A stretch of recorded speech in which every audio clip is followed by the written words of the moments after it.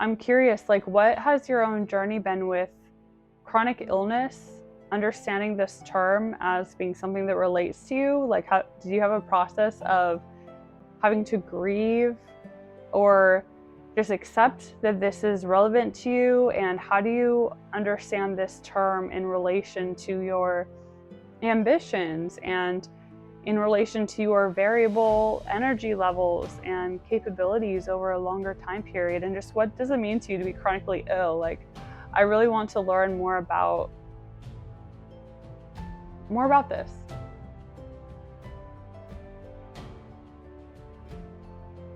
I have this question sometimes when it comes to chronic illness.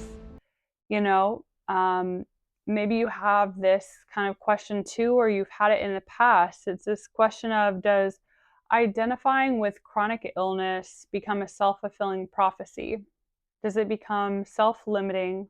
Like in this time, as my circumstances have changed, I really want to learn how to feel my feelings more. I'm curious, like, what happens if I experiment with feeling my feelings and just seeing what information comes from that, what insight I have into my authenticity, and what internal emotional experiences I can have through feeling, that allows me to have conviction in a way that logic can't give us that same conviction.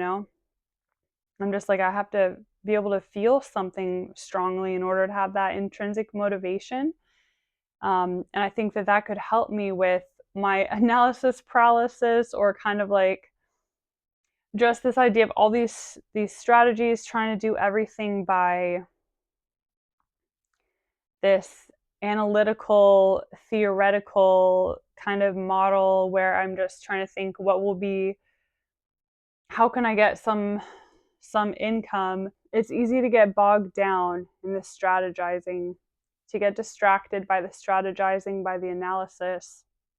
And when we try to navigate through logic instead of through emotions, I feel like there is this, I don't know, this part of like, it's easy to not be committed to a single path, because every single time we hear another attention catching piece of information, then I'll be like, oh my goodness, maybe this is the right path, like analytically speaking, maybe this is the right strategy and path to get me to my goal quicker or easier. And it's like, ugh, at some point it is exhausting and discouraging. And at the same time, it's exhausting and discouraging to feel uncertain about the right strategy, the right approach, and to try to be doing everything just by thought.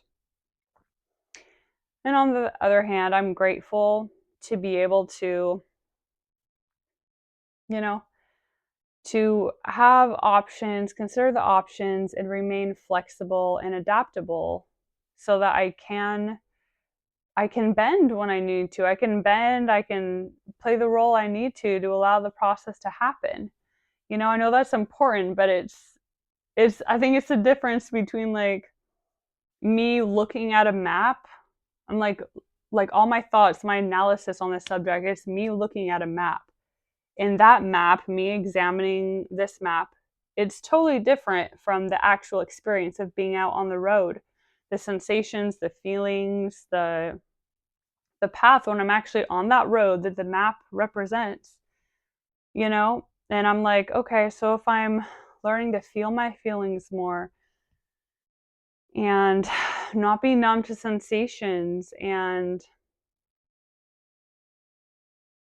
things along that track, which I think is especially important as recovered people, for us to feel safe doing and support ourselves in doing, and put ourselves in environments with people who can also support us in feeling our feelings, and starting small and compassionate, so we're not feeling too much and then we have to like wall off again in some way with with numbing habits or numbing patterns that are a distraction of our energy. Like if you're distracting a lot by watching TV, and then that kind of dampens your creativity. It dampens your numbing like that. It can dampen when your goal is to try to create and connect and build something of your own. This stable foundation that can be continually built upon long term, in the shape of our own businesses.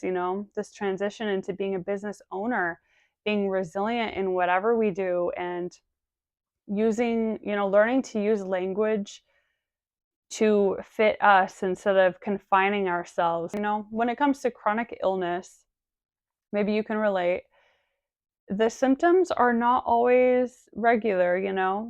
Like, I mean, you could say everybody has chronic illness in a sense, that everybody has. I would imagine if people are conscious enough, self-aware enough to remember or keep track of it, I'm sure everybody has like aches and pains and feeling sick in a kind of on a regular basis in some way. And I'm not sure at what point that normal human experience, in what context it becomes appropriate to describe it as chronic illness, right?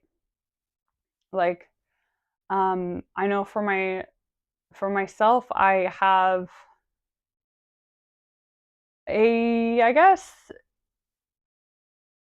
I'm a little bit unsure how to relate to chronic illness, because I do know that there will be like a couple of months where I will be energetic and I will be doing lots every day. I'll be going to the gym a few times a week.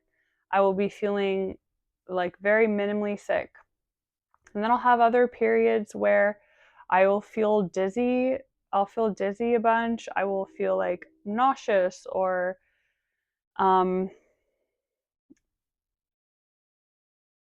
just having like this like brain fog, concentration. And I think that can be solved by structure, right? It's like when I've been so, I think that is more a scheduling concern, which is partly why I don't really want to use the term chronic illness.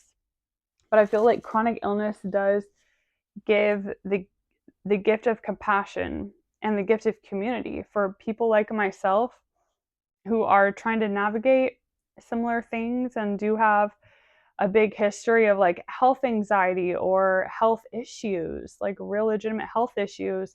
And we are still learning how to cope with the effects. And for me, I've definitely been realizing that some of the, as I try to delve in deeper just to figure out, as a part of developing my businesses, as a part of staying resilient, what is that authentic path to keep me